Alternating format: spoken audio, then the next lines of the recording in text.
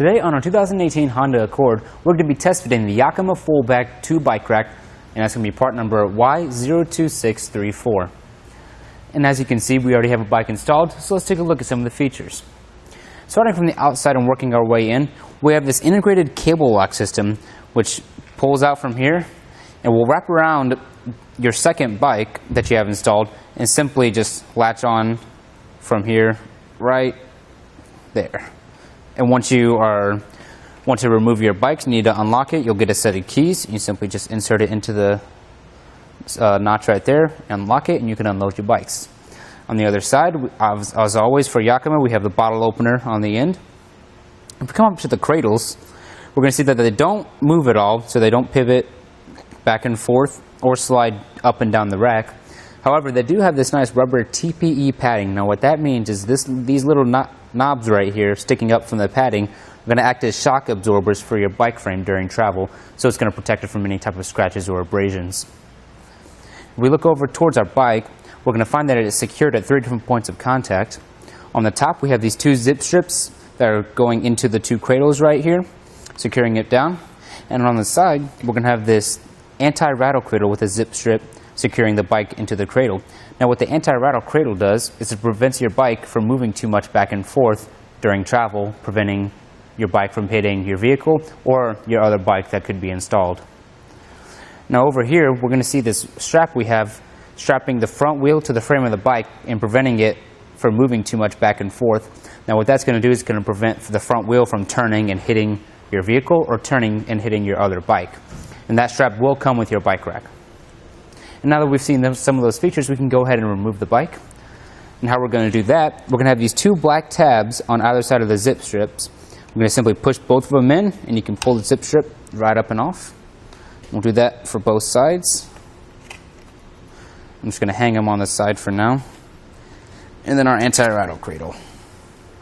Now before I remove it, I want to point out that the other anti-rattle cradle I have is folded up currently, and that's going to help me avoid any contact with it while I'm unloading, just like that. And then when you're done, just be sure to replace your zip strips so you can keep track of them, because we all know how annoying it is to have to buy new straps. And now that we have the bike removed, I'd like to make a measurement. So if we measure from the rear of our bumper to the outermost corner of our bike rack, we're adding on about 24 inches onto the back of our vehicle. Now a way we can cut down on that is if we look at these 2 bars that are holding the frame of our bikes, we're going to see that they can adjust and fold down separately. We're going to go one at a time. We're simply going to see this blue knob right here. We're going to spin it up, and it's going to allow the arm to fold down. It's going to lock back into place, as you can see. Look at the other one.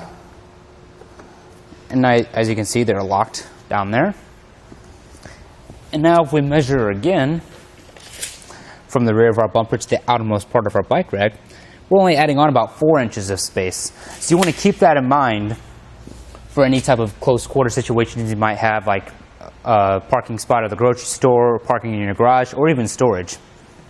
If we come up here and see that our bike is connected at 4 different points of contact on our trunk, we have these rubber-coated hooks that are currently inside our trunk right now. What we did is we opened up our trunk, dropped the hooks down in there, and then we shut our trunk and we pulled up until the hooks caught. And that's going to be called anchor mode. So you want to keep that in mind for if your vehicle requires that, and you can find that information at either Yakima's website or maybe at etrailer.com. As you can see up here, we have this rubber coat that's sitting around these metal clamps that are holding our straps in place. And that's going to help protect your vehicle in case the clamps were to fly around at all, maybe hit your vehicle, and it's going to prevent it from scratching or abrasing it.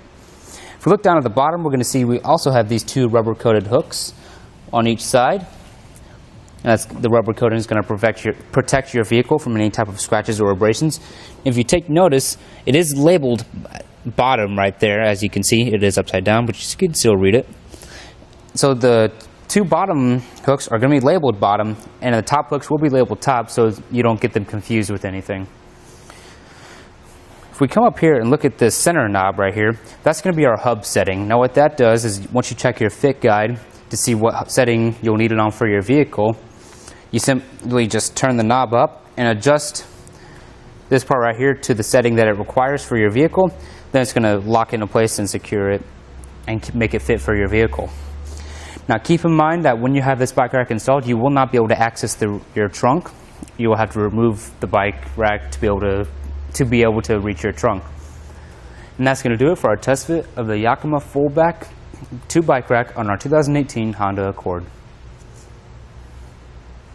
First we'll take it onto our slalom course. This will show you the side-to-side action, such as making turns or evasive maneuvers.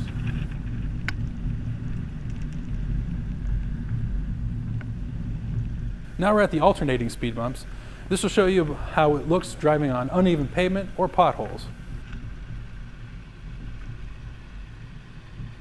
Finally, we're at the solid speed bumps, which simulates going into your driveway or parking lots.